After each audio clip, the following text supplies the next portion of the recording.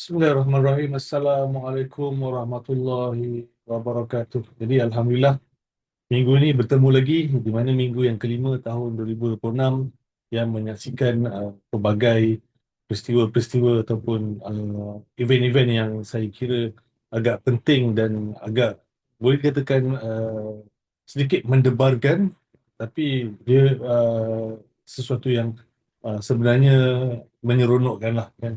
Kerana ini merupakan satu perjalanan dalam dalam perjalanan investment saya lah.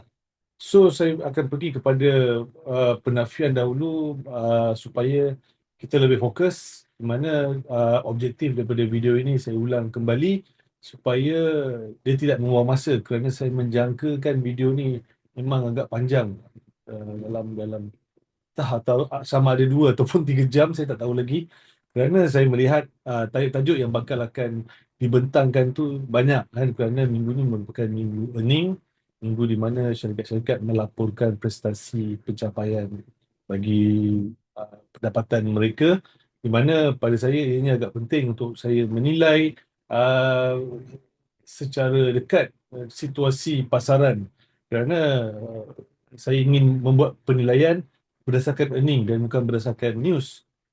Itu sangat penting kan, kerana ianya dapat melihat situasi sebenar pasaran tanpa sebarang keriuhan kan. Saya suka menggunakan istilah keriuhan kerana seandainya kita hanya membaca daripada news, so tentu kita akan bingung kan, kerana terlalu banyak news. Tetapi sebagai pelabur jangka masa panjang yang membuat keputusan berdasarkan data dan fakta, saya lebih gemar menilai situasi ekonomi berdasarkan data dan fakta. Sebab tu saya membuat penilaian earnings, saya membuat penilaian laporan ekonomi untuk saya melihat situasi. Itu yang paling penting kan.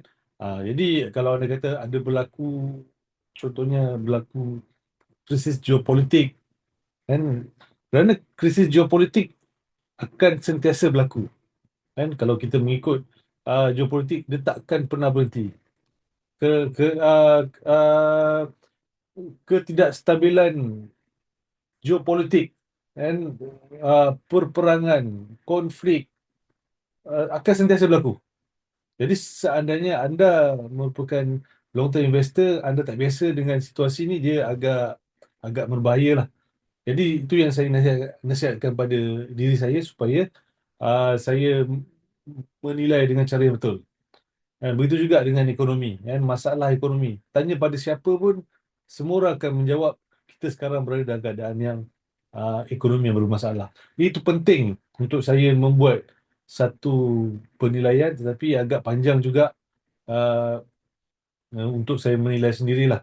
Daripada saya membaca banyak berita, tapi dia punya ketepatan dia tu tak berapa nak tepat, it's better saya tumpukan pada pada laporan-laporan yang berkualiti macam inilah. So earning, saya akan sentuh tentang earning syarikat-syarikat, di mana pada minggu ni terdapat banyak earning yang perlu dibahas, dan itu penting untuk kita menilai, terutama sekali pada minggu ni earning yang berkaitan dengan syarikat-syarikat terkemuka, syarikat yang besar, syarikat-syarikat yang memberi impak kepada pasaran keuangan. Jadi video ni agak panjang, anda boleh tak payah tengok ataupun boleh skip saja kalau anda kata nak tengok sikit-sikit, kerana uh, it's better kan, kerana tak perlu nak membuang masa dengan ni lah. Okey, seterusnya ini merupakan tajuk yang bakal saya akan bahaskan pada minggu ni. Sebagaimana yang saya nyatakan, dia banyak kan. So saya akan mulakan dengan major major index yang biasa, kemudian commodities, bond, forex and crypto. Untuk kita melihat gambaran secara luas apa yang berlaku pada minggu ini. Dan minggu ini juga berlakunya FOMC meeting. Itu pun penting kan, yang memberikan ataupun yang menggerakkan pasaran pada minggu ni. Seterusnya, new Fed chairman pun Ni pun memberikan kesan terutamanya pada harga gold yang jatuh menjunam disebabkan pengumuman new Fed chairman yang bakal akan dilantik, kan. Seterusnya US trade situation, kan, untuk kita menilai bagaimana impak tarif terhadap trade US. Seterusnya cerita tentang dollar index has fallen. Di mana sebenarnya dollar index has fallen ni ialah satu situasi di mana kejatuhan dollar index yang akan berlaku sekiranya apakah situasi yang mendorong kepada kejatuhan dollar index. Ni antara yang kita akan sentuh lah. Dan seterusnya kita bercerita tentang mother of all deals, di mana perjanjian perdagangan di antara India dan Europe pada minggu ni agak menarik, kan. Seterusnya TikTok agreement ini juga satu satu keadaan di mana konflik berkaitan tentang TikTok ni dah lama berlaku, dan minggu ni kita melihat dianya berjaya diselesaikan dengan persetujuan daripada kedua belah pihak, sama ada daripada pihak kerajaan US dan ByteDance sendiri. Cuma pada minggu ni agak banyak earnings. Yang saya tak sentuh di sini ialah konflik between US dan Iran yang saya kira saya akan sentuh pada minggu minggu hadapan daripada laporan ni, kerana saya menilai belum ada perkembangan-perkembangan yang besar. Yang ada cuma preparation daripada US yang meletakkan aset-aset ketenteraannya di sekitar berhampiran dengan lautan Iran, tapi belum ada perkembangan. So saya decide untuk move to next week untuk saya ulas, kerana minggu ni agak banyak earnings, kan. TRX earnings, United Health ini penting, kan. Di mana United Health merupakan syarikat healthcare yang terbesar. TRX, Boeing, Northrop Grumman, ni semua syarikat-syarikat yang berkaitan tentang military. General Motors, Microsoft, ni penting, kan. Microsoft ini yang sangat-sangat memberikan impak yang besar terhadap pasaran saham. Seterusnya Meta Platform, seterusnya Tesla, ni semua benda yang besar. United Health, dah ada dah sebenarnya, saya dah terdouble. AT&T, seterusnya Starbucks, General Dynamics, pembekal enjin kapal terbang. Lam Research, antara pemain besar dalam semiconductor. IBM, antara syarikat gergasi yang pernah berada dalam ranking yang tertinggi satu ketika dahulu. Mastercard, yang merupakan antara syarikat yang paling besar dalam sektor keuangan transaction. Seterusnya Lockheed Martin, ini juga antara syarikat yang terbesar dalam military. Apple, of course, syarikat yang terbesar di dunia. Sekarang ni sedang bersaing dengan Nvidia, sama ada nombor satu ataupun nombor dua ataupun nombor tiga. Tapi Apple still the big company. Visa, antara yang memegang monopoli, Visa dengan Mastercard, kan, yang memonopoli pasaran transaction. Seterusnya Exxon Mobil juga antara syarikat yang besar dari sudut energi. Exxon Mobil dan Chevron. Begitu juga dengan American Express, syarikat yang besar yang menguasai transaction, dan seterusnya Verizon. This is antara yang saya pilih lah. Kalau ikutkan, banyak syarikat yang membuat earning pada minggu ni yang mungkin saya tak boleh nak cover semua, tapi saya cuba pilih mana-mana syarikat yang saya kira yang memberikan impak yang besar, kan? Dan mana-mana syarikat yang tak termasuk mungkin saya akan cover balik dalam video yang lain, kan, kerana sangat penting. Apapun saya kira syarikat-syarikat yang saya pilih ni dia akan memberikan impak kepada pasaran saham. Sekiranya syarikat-syarikat yang dipilih ni untung, artinya pasaran saham diistilahkan dalam keadaan yang okey lah, dalam keadaan yang baik-baik. Artinya business run as usual, kan, tak ada sebarang ada isu, tak ada sebarang masalah uh, yang berlaku lah, kan. Walaupun mungkin kalau anda kata kita tidak membaca earning, sudah tentu kita akan melihat masalah yang begitu banyak berlaku di atas muka bumi ni lah kan. Takkan henti-henti masalah. So, kita pergi kepada laporan yang pertama yang berkaitan tentang US stock market performance pada minggu ni, di mana uh, minggu ni berlakunya turun naik yang ketara didorong oleh laporan pendapatan syarikat teknologi seperti Apple dan bahagian lagi yang memberikan kesan terhadap turun naiknya saham dan pengumuman daripada Federal Reserve Jerome Powell yang berlaku pada pertengahan minggu ini. S&P 500 meningkat 0.4%, berjaya mencatatkan sedikit kenaikan mingguan kan, walaupun merosot pada hari Jumaat.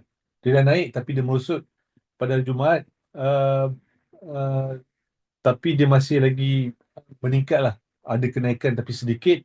Kemudian Nasdaq jatuh sedikit kan, sebanyak 0.9%. Dan prestasi terjejas teruk oleh kejatuhan Microsoft, di mana Microsoft dilaporkan jatuh menjunam teruk. Walaupun earning yang saya lihat agak baik, tetapi Microsoft jatuh teruk. Ini memberikan kesan terhadap Nasdaq kerana Microsoft antara yang besar dalam Nasdaq lah.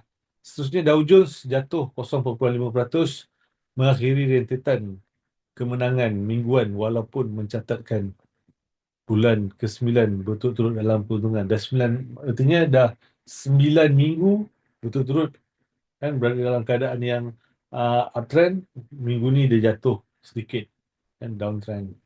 Kemudian seterusnya stock market kan, top 3 stock. Okay, kita pergi kepada aktiviti ataupun most active kan, Nvidia, Tesla, Apple. Saya rasa ini disebabkan earning yang dilaporkan. Walaupun Nvidia tak melaporkan earning pada minggu ini, tapi kesan daripada uh, syarikat-syarikat ni yang di mana syarikat-syarikat Apple ataupun syarikat-syarikat yang melaporkan earning ni berkait rapat dengan Nvidia. Seterusnya top gainers dekat outdoor melonjak 19% selepas pendapatan kukuh.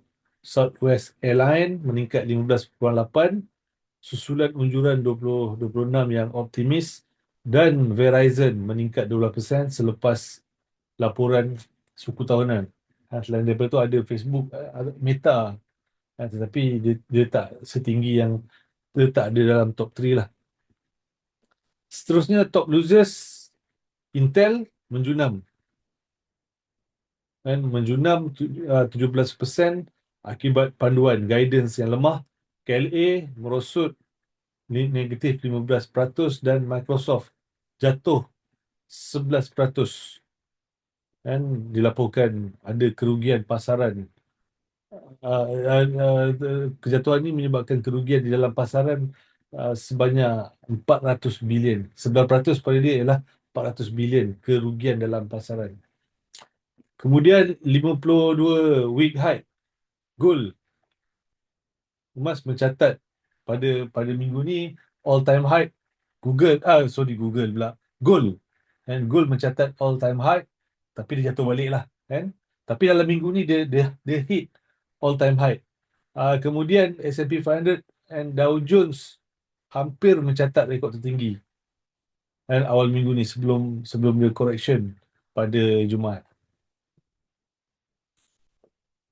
So sektor yang untung pada minggu ni ialah communication service didorong oleh lonjakan Meta, industrial di mana prestasi kukuh daripada syarikat pengangkutan dan logistik, seterusnya information technology, subsektor perkakasan walaupun software atau perisian lemah, perkakasan tetap stabil.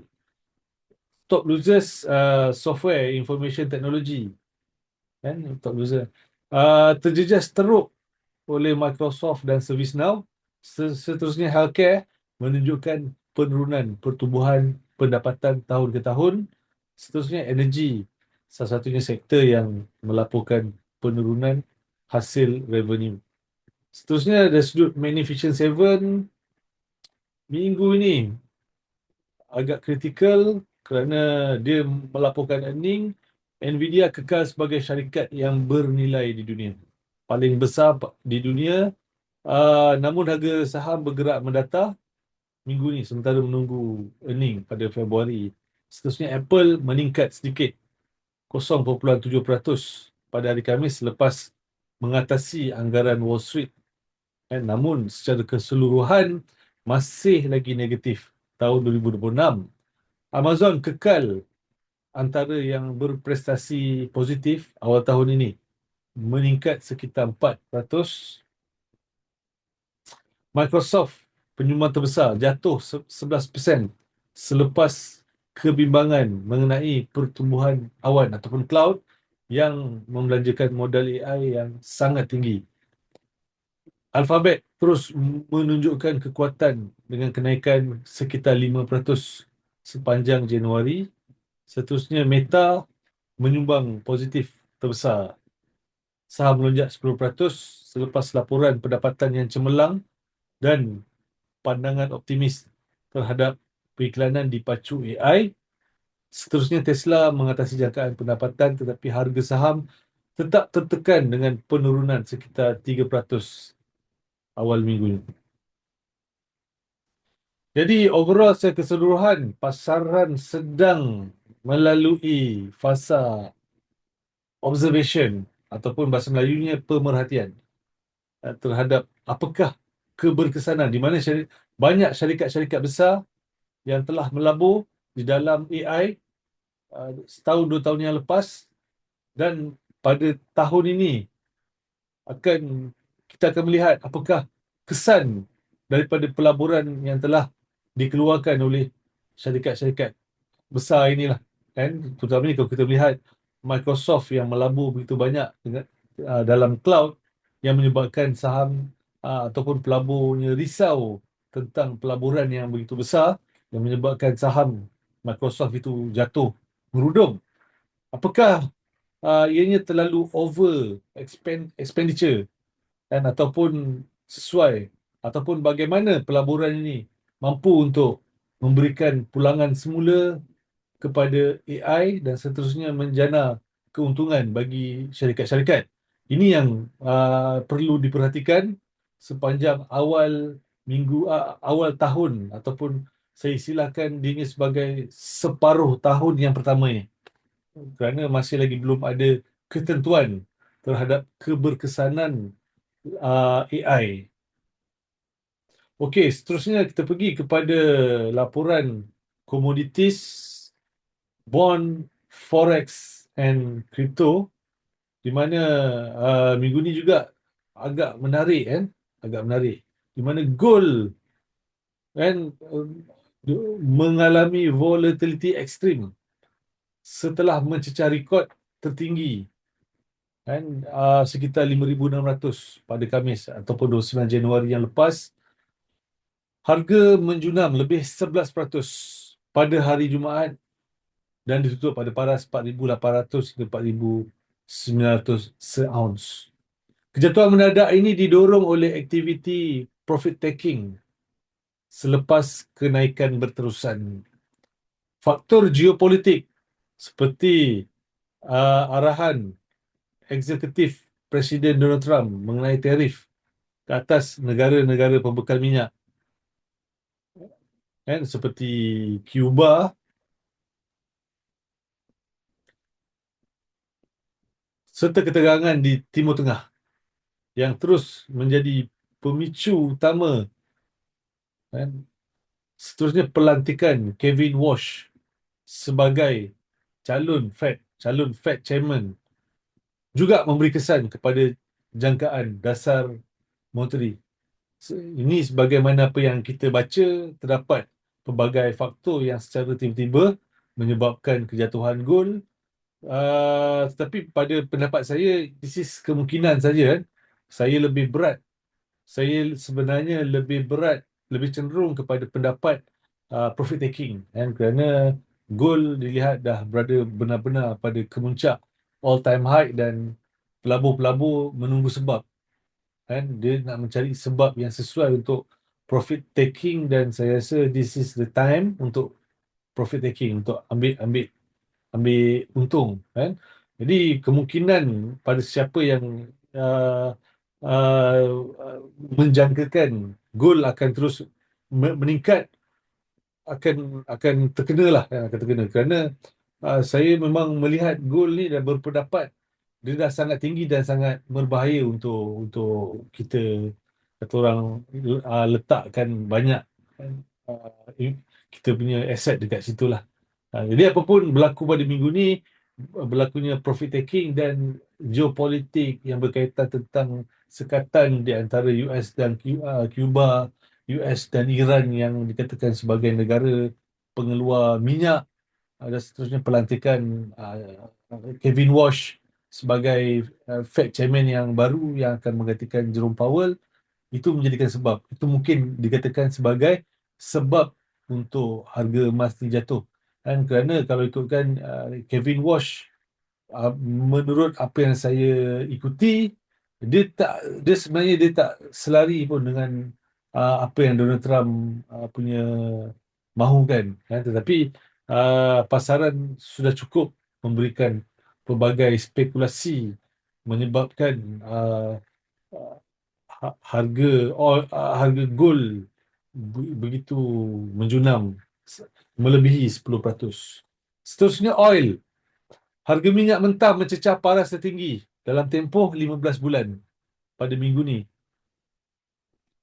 Kenaikan harga minyak global dipengaruhi oleh ancaman tarif, dan terutama ancaman tarif yang baru ke atas rangkaian bekalan tenaga dan risiko geopolitik yang meningkat. Pasaran kini memantau rapat tindak balas negara pengeluar terhadap polisi perdagangan AS yang sentiasa agresif. Itu biasa Donald Trump, dia akan sentiasa mengadakan ketegangan-ketegangan yang akan menggerakkan pasaran saham. Seterusnya kita pergi kepada pasaran bond. Pasaran bond, uh, 2 years pencapaian kadar hasil yield 2 years, kan, jatuh sekitar 0.077 mata peratusan minggu ini kepada 3.527%. Ini merupakan penurunan mingguan yang terbesar sejak November 2025. Penurunan ini menunjukkan pasaran mula menyesuaikan diri dengan pelantikan kepimpinan baru di Fed dan jangkaan bahawa kadar faedah mungkin tidak akan dinaikkan dalam masa yang terdekat, walaupun inflasi pada paras 2.7.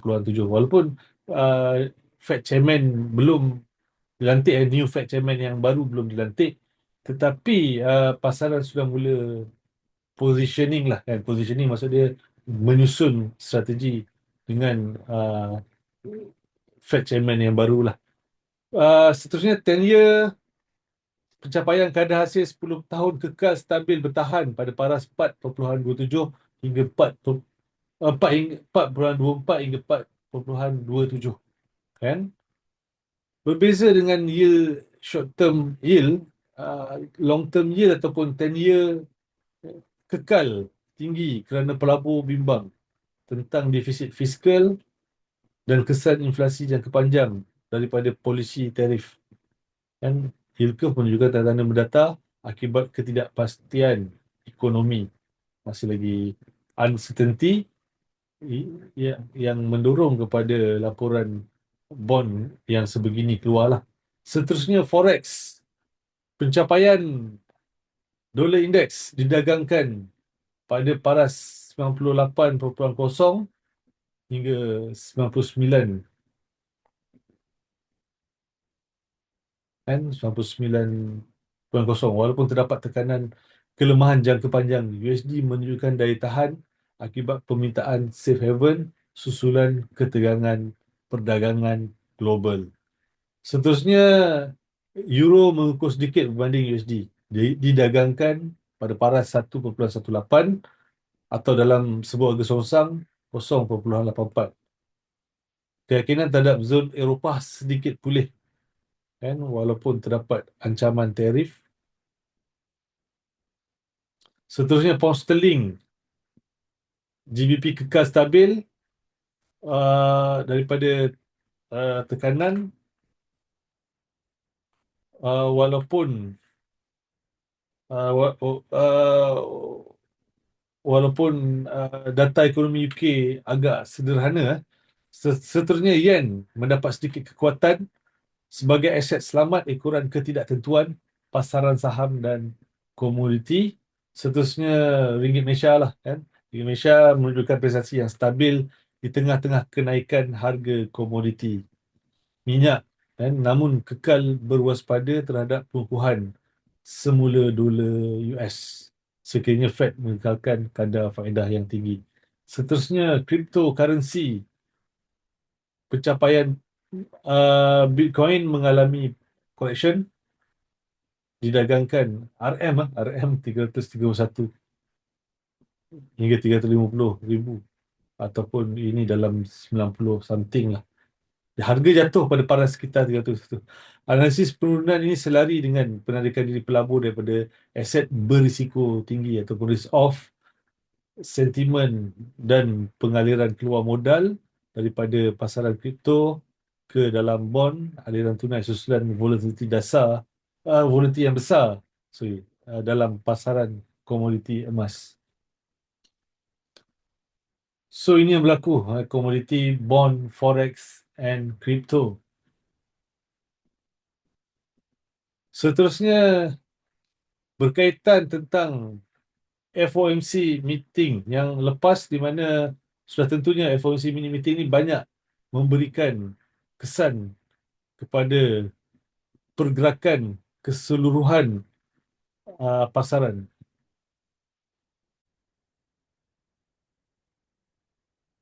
So berdasarkan keputusan FOMC yang berlaku pada Januari tahun 2026 dan data ekonomi semasa berkaitan tentang gambaran keseluruhan ekonomi menurut The Fed, kan? Fed mengambil keputusan untuk mengekalkan kadar faedah pada paras 3.5 hingga 3.7%.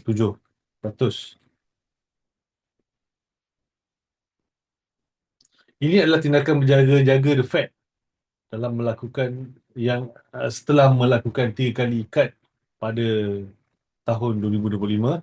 Fed telah menaikkan taraf penilaian ekonomi US daripada sederhana kepada kukuh, solid, didorong oleh pertumbuhan GDP yang kuat yang mencatatkan 4.4% pada suku ketiga.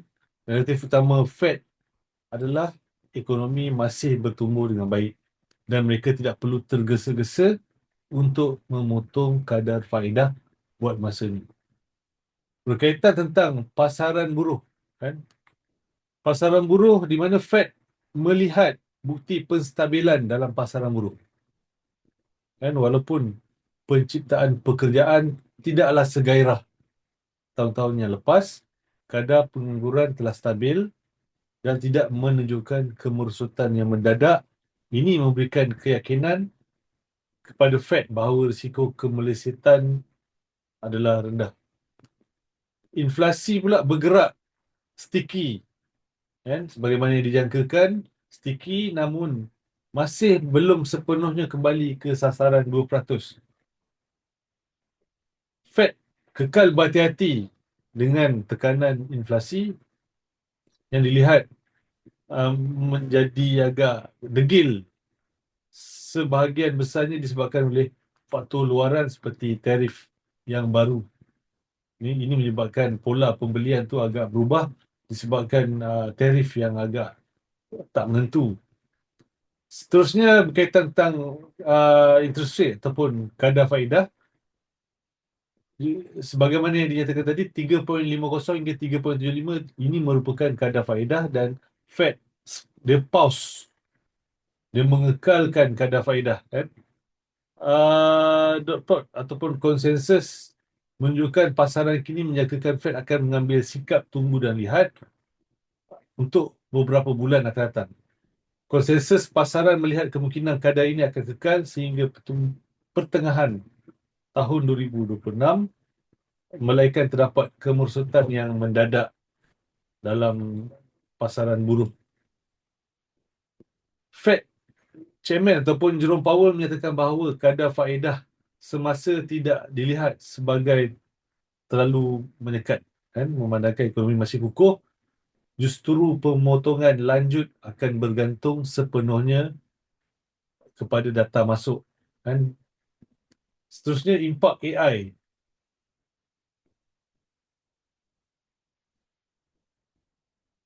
AI boleh AI dilihat sebagai satu yang meningkatkan produktiviti. Dan Paul mengakui AI mula menyumbang kepada peningkatan produktiviti syarikat yang membantu mengekalkan pertumbuhan ekonomi walaupun dengan tenaga kerja yang sedikit. Dan seterusnya, dia memberi impak kepada pekerjaan, di mana Fed menyuarakan kebimbangan mengenai ekonomi dua darjat, bifurcated economy. AI memberi manfaat besar kepada pekerja berkemahiran tinggi, namun ia mula menggantikan peranan pekerja berpendapatan rendah atau rutin. Ini menjadikan data pasaran buruh lebih sukar untuk tafsir. Contohnya, syarikat tidak membuang pekerja secara besar-besaran, tapi membekukan pengambilan baru kerana efisiensi AI. Seterusnya, impak tarif. Ini adalah faktor luaran terbesar yang mengubah nada Fed menjadi lebih hawkish berbanding tahun 2025. Pelaksanaan tarif agresif oleh pentadbiran US pada tahun 2025 telah menyebabkan kos barangan import meningkat. Fed menyedari bahawa mereka memotong kadar faedah terlalu cepat semasa tarif sedang menaikkan harga barang. Ia boleh mencetuskan gelombang inflasi kedua. Ini agak membimbangkan, kan? Seterusnya, dasar fiskal dilihat ketidakpastian mengenai tindak balas rakan dagang global terhadap tarif AS yang menyebabkan Fed perlu mengekalkan ruang dasar, kan, untuk bertindak jika berlaku kejutan ekonomi. Seterusnya, ada lagi berkaitan tentang isu politik, kan, political pressure yang berlaku akhir-akhir ini, di mana terdapat tekanan ataupun desakan terbuka daripada White House supaya Fed Chairman memotong kadar faedah dengan lebih agresif bagi merangsang ekonomi. Seterusnya, ada juga laporan siasatan DOJ terhadap Jerome Powell yang meningkatkan ketegangan. Dalam respon dia, Powell menegaskan pertahanan tetap terhadap kebebasan Fed ataupun Fed independence perlu dipertahankan. Beliau menyatakan bahawa kredibiliti institusi keuangan bergantung kepada keupayaan mereka membuat keputusan berdasarkan data ekonomi, bukan tekanan politik. Beliau memberi amaran bahawa jika kebebasan ini hilang, amat sukar untuk memulihkan kepercayaan pasaran global terhadap dolar US. So, overall kesimpulan FMC Januari 2026 ni boleh disimpulkan sebagai jeda yang tegang. Jeda yang tegang, kan? Ah, Secara ekonomi, AS berada dalam keadaan baik, solid, membolehkan Fed berehat daripada memotong kadar. Namun secara politikal dan struktural, Fed sedang tersepit antara tekanan kerajaan yang mahukan kadar faedah dan data inflasi yang yang menuntut kadar kekal tinggi. Pelabur perlu bersedia untuk volatility pasaran yang tinggi, bukan disebabkan oleh data ekonomi semata-mata, tapi perang naratif, kan, antara Fed dan politician menjelang tamatnya penggal Powell pada 2026 nanti. So, ini overall secara keseluruhan Fed meeting, FOMC meeting yang berlaku pada minggu lepas. Seterusnya, berkaitan tentang Fed new chairman ataupun Kevin Walsh. Ini juga antara perkara yang agak menarik perhatian kita pada minggu ni, di mana uh, Kevin Walsh telah dipilih oleh Donald Trump sebagai pengganti uh, Jerome Powell, tapi sebenarnya masih lagi perlu kelulusan berdasarkan perkembangan semasa. Dan Kevin Walsh telah dipilih. Berikut ialah perincian mengenai perlantikan Kevin Walsh. Kevin Walsh adalah bekas ahli Fed 2006 hingga 2011 ketika dilantik pada ketika itu. Yang muda, umur dia pada ketika itu hanyalah 35 tahun. Tentang education dia, dia memegang ijazah dari Universiti Stanford dan undang Harvard. Sebelum menyertai The Fed, beliau bekerja di bank pelaburan Morgan Stanley dalam bahagian penggabungan pengambilan M&A yang berkhidmat sebagai penasihat ekonomi di White House di bawah pentadbiran George Bush.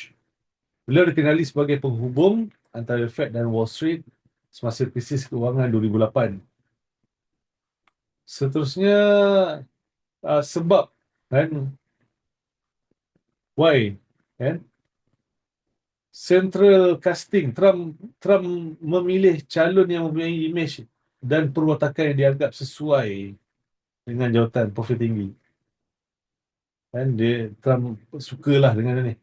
Keserasian, kan keserasian dasar dolar. Keserasian dasar yang baru, kan. Walaupun Walsh secara sejarahnya dikenali sebagai seorang yang hawkish, cenderung kepada kadar faedah yang tinggi untuk lawan inflasi. Beliau baru-baru ini menyuarakan pandangan yang selari dengan Trump, iaitu menyokong penurunan kadar faedah dan mengkritik pendekatan Powell yang dianggap terlalu lambat bertindak. Seterusnya ada internal support di mana beliau mendapat sokongan kuat daripada setiausaha Scott Bessent. Seterusnya proses pengesahan dia, pencalonan ini mesti mendapat kelulusan Senat AS memandangkan Senat dikuasai oleh Republican. Mungkin mudah sikit lah kan. Seterusnya, Walsh dijangka akan disuat siasat ketat mengenai isu kebebasan The Fed. Senata Demokrat mungkin akan menekankan beliau sama ada beliau akan tunduk kepada tekanan politik Trump ataupun tidak. So dia punya advantage dia, ada experience, pengalaman dia, kan, pengalaman dalam 2008 sangat kritikal. 2008 kan, dia ini menyebabkan dia mempunyai kredibiliti yang begitu tinggi dan dia ada knowledge berkaitan tentang pasaran saham ataupun pasaran secara keseluruhan. Dan seterusnya, beliau mempunyai effective communication skills yang boleh uh, memberikan uh, kesan yang baik. Seterusnya, dia ada, cuma kelemahan dia dekat sini dah agak flip-flop lah kan, di mana kita tahu situasi ekonomi sekarang, di mana kemungkinan juga, saya tak tahu kan, tapi sepanjang pembelajaran saya, Fed memang dia independent daripada government, daripada politik, dan dia tak boleh nak campur aduk dengan politik. Cuma isu sekarang di mana dilihat Donald Trump begitu begitu mempengaruhi, kan, sedaya upaya mempengaruhi Jerome Powell untuk membuat kesan, dan apakah ataupun adakah dia boleh mengatasi situasi ini dengan mengekalkan kebebasan Fed. Tapi ada sedikit dia lack of economic background. Dari sudut akademik dia kurang sikit berbanding Bernanke ataupun Yellen ataupun Powell yang mempunyai latar belakang makroekonomi yang begitu strong. Ni dia punya sikit lah kan. Seterusnya, kalau kita lihat reaksi pasaran dah mula strong, di mana sebenarnya pasaran dia tunggu benda ni dia tunggu apakah yang berlaku di Federal Reserve kan untuk dia bertindak. So dah nampak ada pencalonan yang baru dan pasaran dah mula ada direction kan, di mana kalau sebelum ni pasaran dia agak susah untuk membuat keputusan disebabkan isu terutamanya yang berkaitan tentang Donald Trump dan Jerome Powell yang berterusan kan. Jadi nampak gaya sudah ada penghujungnya lah kan. Tak lama lagi. Okey, seterusnya berkaitan tentang US trade situation yang diumumkan pada minggu ni.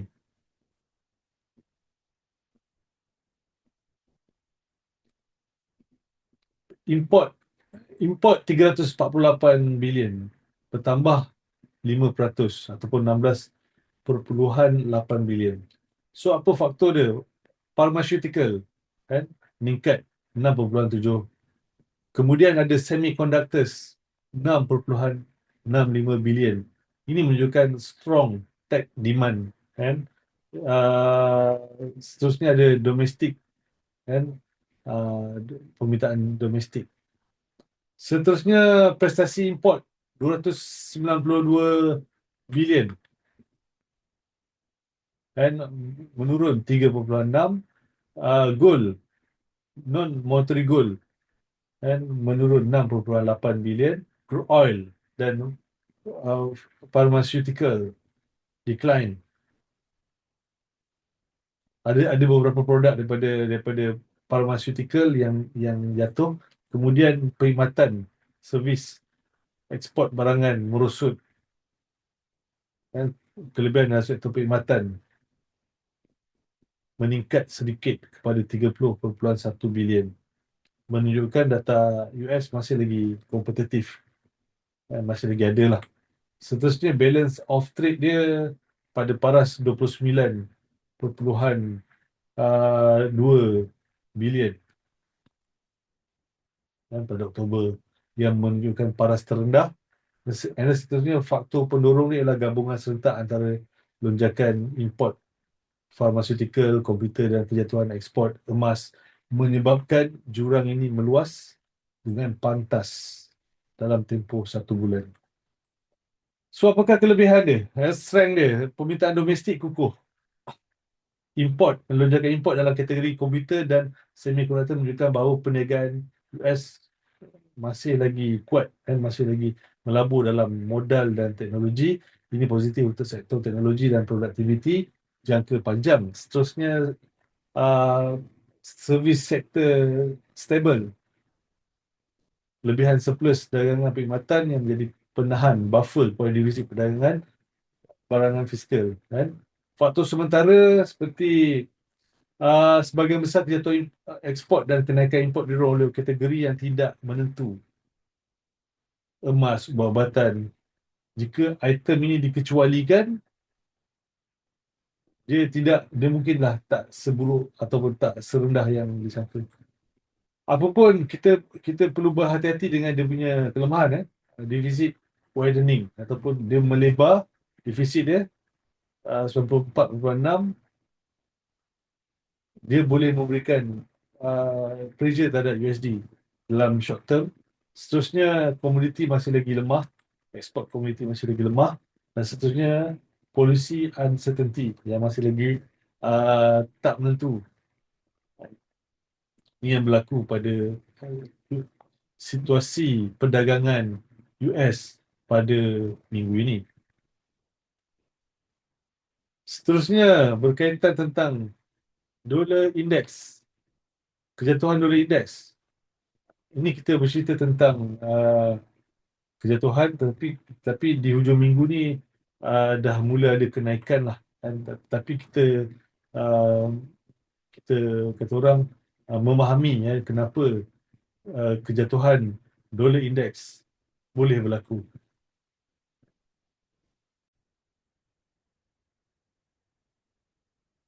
So berikut kan, merupakan analisis apa yang berlaku kan, bagaimana dolar index boleh berlaku kan. So dolar index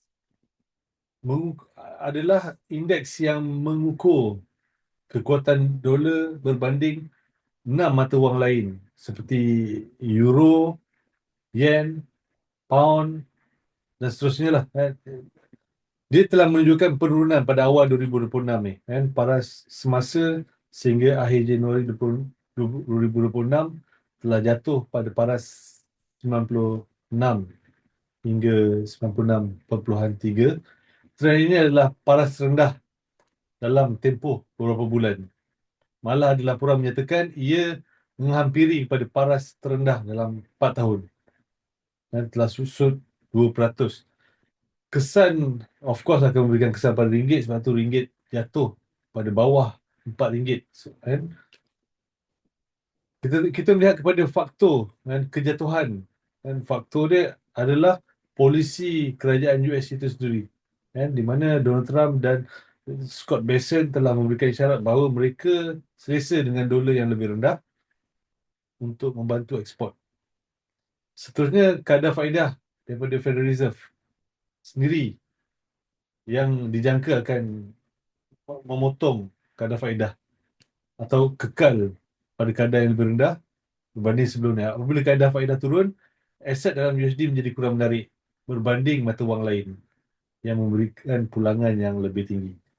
Seterusnya, kebimbangan defisit fiskal di mana pelabur bimbang dengan hutang US yang semakin membesar. Seterusnya, kenaikan harga emas gold. Dan terdapat peralihan besar pelabur daripada USD ke gold. Seterusnya, impact terhadap global. Dulu pernah jadi sekali dekat Plaza Accord, kan?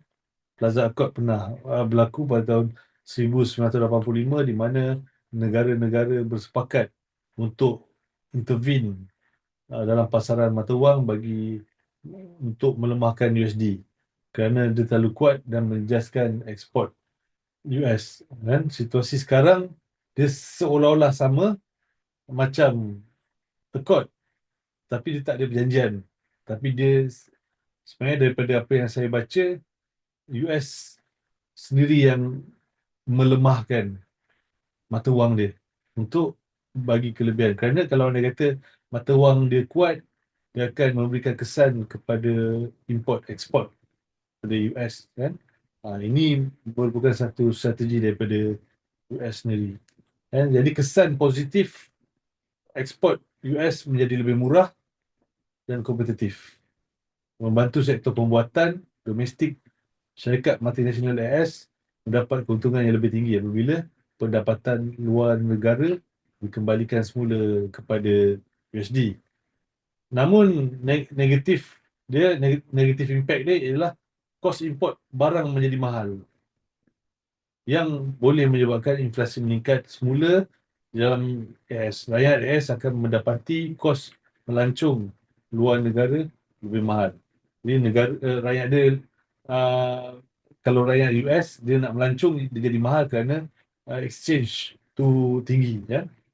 Jadi kesan terhadap dunia cenderung memindahkan wang pasaran AS kepada pasaran yang pesat membangun. Contohnya Malaysia sendiri mendapat impak di mana ringgit agak baik, kan.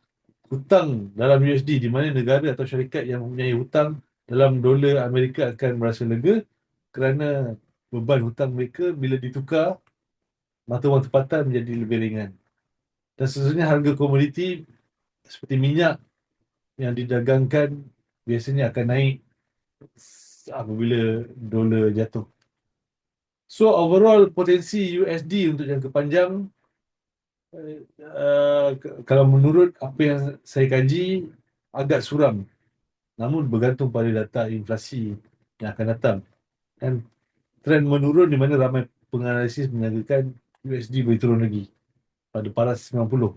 Jadi 94 jika Fed memotong kadar interest.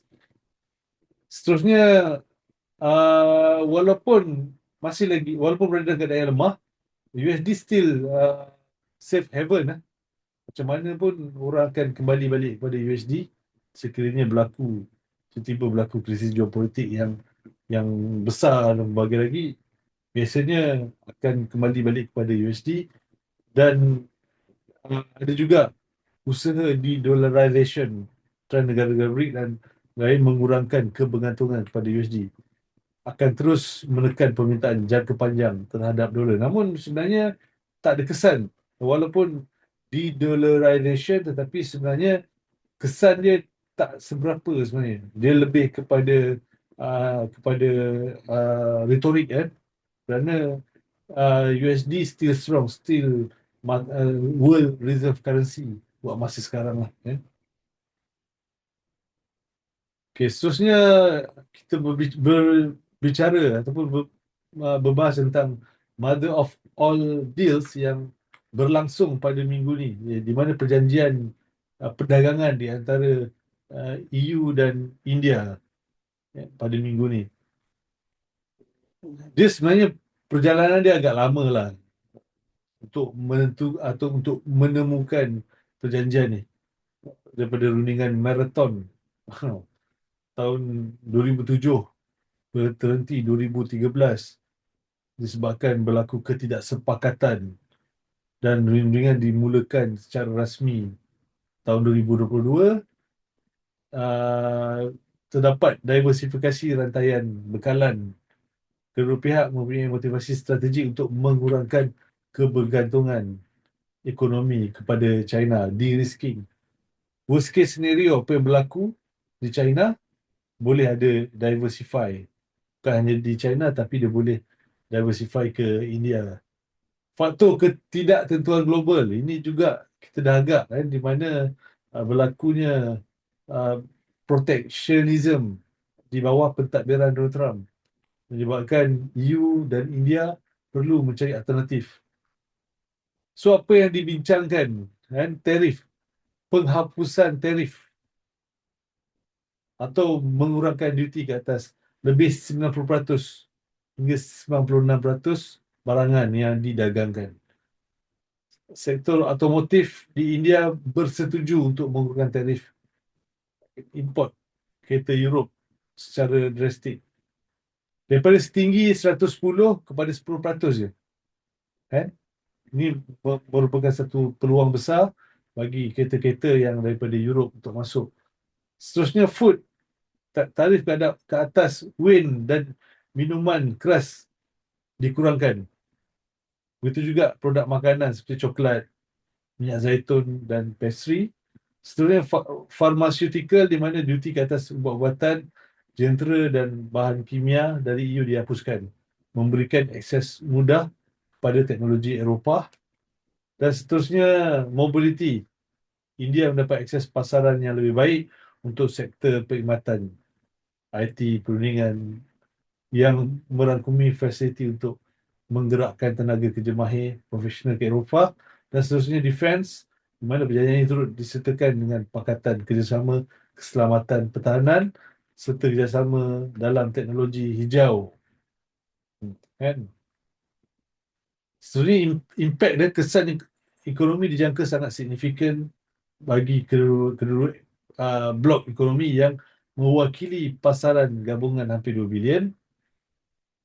Untuk EU, dia akan berganda, dijangka berganda menjelang 2023. Seterusnya, dijangka akan menjemakkan sekitar 4 bilion setahun dalam bentuk duty import. Seterusnya, ada akses pasaran. Syarikat otomotif Jerman, pengeluar whey daripada France akan dapat masuk ke dalam pasaran India secara luas. Bagi India pula, dia akan tekstil, kulit dan pakaian ada akses yang bebas cukai. Seterusnya, modernization, di mana jentera dan teknologi Eropah boleh masuk ke India, dan seterusnya akan mempertingkatkan peluang pekerjaan. Ini sangat baik kan, di antara memberikan satu pasaran yang luas di antara kedua-dua belah pihak, bagaimana kerjasama di antara India dan Eropah ini boleh berlangsung, yang boleh memberikan kesan yang begitu besar kepada ekonomi, terutamanya akan memberikan impak kepada ekonomi dunia. Namun apakah reaksi uh, daripada US? US sedikit rasa terasing, kan? Terpinggir kerana dasar tarifnya yang sendiri, yang menyebabkan EU terpaksa cari rakan strategik ataupun membentuk ekonomi yang baru di India. Sepertinya kelebihan kompetitif dan syarikat US kini berada dalam kedudukan yang kurang menguntungkan di India berbanding syarikat Eropah. Kan? Seterusnya, walaupun secara ekonomi US mungkin rugi, setengah pegawai US melihat ini sebagai langkah positif dalam mengurangkan pengaruh China. Kerana India yang kuat secara ekonomi adalah baik untuk keseimbangan kuasa di Asia. Walaupun pegawai perdagangan US telah menyifatkan bahawa India adalah pemenang sebenar dalam perjanjian. Dan apapun semuanya nak meningkatkan ataupun melahirkan daya saing yang tinggi dan daripada India uh, untuk bersaing dengan China supaya ada keseimbangan kerana kerana tidak mahu hanya dimonopoli oleh China di Asia kan. Ini ada pro and con lah. Apapun ini saya melihat satu perkembangan yang baik bagi kedua-dua pihak.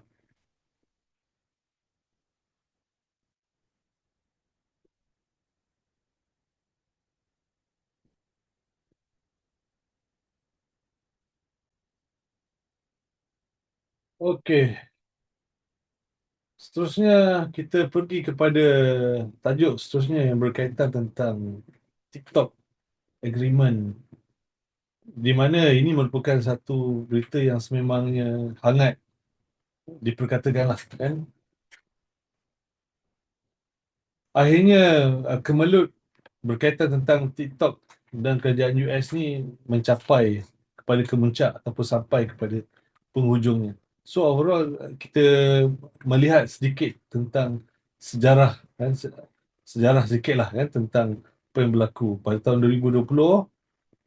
Donald Trump cuba nak mengharamkan TikTok disebabkan dasar atau disebabkan keselamatan kan, faktor keselamatan.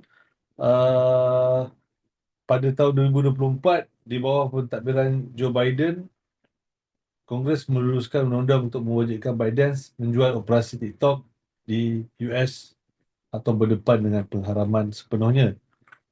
Jadi apabila sebenarnya aplikasi ini pernah dark dan pernah gelap sekejap pada tahun ketika pemilihan Donald Trump, tapi kembali dapat beroperasi semula selepas mendapat penangguhan perlaksanaan.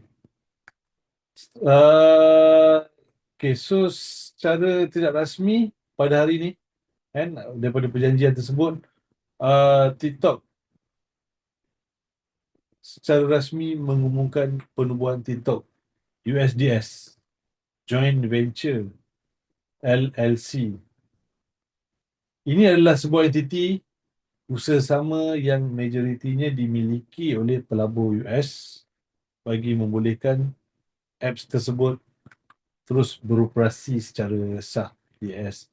So, struktur pemilikan dia ialah pelabur US dan antarabangsa kini memiliki 80.1% kepentingan, manakala ByteDance ataupun syarikat induk asal dari China hanya mengekalkan 19.9, tak sampai 20%. Dan pelabur utama Oracle, Silver Lake, uh, MGX. Ini MGX ini firma daripada Abu Dhabi. Masing-masing memegang dalam sekitar 15%. Kepimpinan baru dia ialah Adam Presser, dilantik sebagai CEO TikTok US sementara, sementara CEO Global Xiao Xiao Chiu kan. So apa yang nak dicapai daripada perjanjian ni, di mana ByteDance berjaya mengekalkan kehadiran di pasaran US yang mempunyai 200 juta users. Walaupun pegangan saham berkurang, mereka masih mempunyai kepentingan ekonomi dan mengekalkan kawalan ke atas bahagian periklanan serta TikTok Shop. Daripada sudut kerajaan US, data pengguna kini disimpan sepenuhnya dalam infrastruktur cloud milik Oracle di US. Algoritma show kandungan juga akan dilatih semula menggunakan data US bagi mengelakkan manipulasi luar. Dari sudut ekonomi, dia menyelamatkan ribuan pekerjaan di US yang mengekalkan platform perniagaan bagi 7.5 juta perniagaan kecil di US yang bergantung daripada platform TikTok ini. Seterusnya reaksinya kan yang menyokong golongan muda dan pencipta kandungan, mereka menyambut baik berita ini dengan lega kerana TikTok merupakan sumber pendapatan dan platform ekspresi utama. Ramai yang berterima kasih kepada pentadbiran Trump kerana menyelamatkan aplikasi kegemaran mereka. Bagi peniaga kecil dan usahawan yang bergantung kepada algoritma TikTok untuk jualan, TikTok Shop merasa lebih terjamin untuk terus melabur dalam platform tersebut. Seterusnya, reaksi yang uh, skeptikal, aktivis privacy, di mana uh, ada yang sangsi sama ada penubuhan entiti baru ini benar-benar memutuskan hubungan dengan China atau sekadar kosmetik korporat semata-mata. Dan seterusnya dari sudut pengkritik politik kan, menyatakan sebilangan ahli politik dan penganalisis bimbang tentang kerahsiaan terma perjanjian ini yang disebut oleh Setiausaha Perbandaran Syariah, Perbandaraan US sebagai tema komersial antara pihak swasta yang mungkin tidak didedahkan sepenuhnya secara umum. Kan? Ini yang berlaku pada agreement yang berkaitan tentang TikTok. So TikTok dah selesai, dah tak ada masalah, sudah boleh beroperasi seperti biasa. Okey, seterusnya kita beralih sedikit tentang geopolitik di Japan, di mana Perdana Menteri Sanai Takaichi mengumumkan untuk mengadakan pilihan raya pada pada Februari nantilah kan. So diumumkan pada 23 Januari yang lepas, di mana kalau kita lihat latar belakang dia, Sanai Takaichi mengambil alih kan pada Oktober yang lepas, selepas Shigeru Ishiba mengalami kemerosotan sokongan. Dan seterusnya berlakunya realignment, berlakunya perubahan drastik dalam landscape politik Jepun, di mana LDP menamatkan kerjasama tradisinya dengan Komeito dan membentuk gabungan baru dengan Parti Ishinokai. Seterusnya, pembangkang bertindak balas sebagai respon bekas rakan sekutu LDP iaitu Komeito kini bekerjasama dengan parti pembangkang CDPJ di bawah panji baru. Artinya keadaan politik di Jepun dilihat tidak stabil dan Sanai Takaichi dia membubarkan parlimen untuk mendapatkan mandat yang baru, mandat yang lebih kuat kan. Jadi dia mengambil risiko untuk membubarkan parlimen untuk mendapatkan mandat keseluruhan yang lebih kukuh, dan dia juga dilihat bijak kerana sedang berada dalam keadaan populariti yang agak tinggi kan, melalui tinjauan dan uh, tujuan dia juga untuk menstabilkan semula parlimen lah kan, daripada keadaan politik yang tak menentu ini. Seterusnya, kalau formasi information berkaitan tentang pilihan raya akan berlangsung pada 27 pada 8 Februari. Intinya dalam dalam minggu-minggu ni lah, minggu yang terdekat ni akan berlakunya pilihan raya. Uh, dia ada blok blok kerajaan LDP plus ada beberapa lagi Ishin Nokai, and then blok pembangkang opposition dia ada Centrist Reform Alliance, Komito. Tujuan utama pemulihan ekonomi keselamatan. Isu utama. Tujuan ekonomi keselamatan serantau, ketegangan China-Taiwan dan berbagai lagi. Ini antara isu-isu yang bakal akan diperbahaskan. So, untuk early prediction, kalau anda kata tak ada berlaku sebarang surprise, LDP isin dilihat ada kelebihan dan kemungkinan besar akan memenangi majoriti mudah. Dan populariti Takaichi sebagai pemimpin wanita pertama yang tegas menjadi faktor penarik utama. Seterusnya, cabaran pembangkang. Walaupun gabungan CD-PJ Komeito adalah satu eksperimen politik yang menarik, penganalisis meramalkan mereka mungkin suka untuk menumbangkan momentum kerajaan semasa dalam masa yang singkat, namun mereka mungkin menambah kursi. Pasaran menyatakan kemenangan untuk blok kerajaan. Ini kemungkinan kalau anda kata tak ada apa-apa berlaku, LDP akan menang seperti biasa. Kecuali kalau ada kejutan-kejutan yang tidak dapat dijangka lah. Dan itu akan menyebabkan berlaku sebaliknya. So, kita menunggu 8 Februari pilihan raya yang bakal akan dilangsungkan di Jepun. Okay, seterusnya kita pergi kepada laporan earnings yang uh, berlaku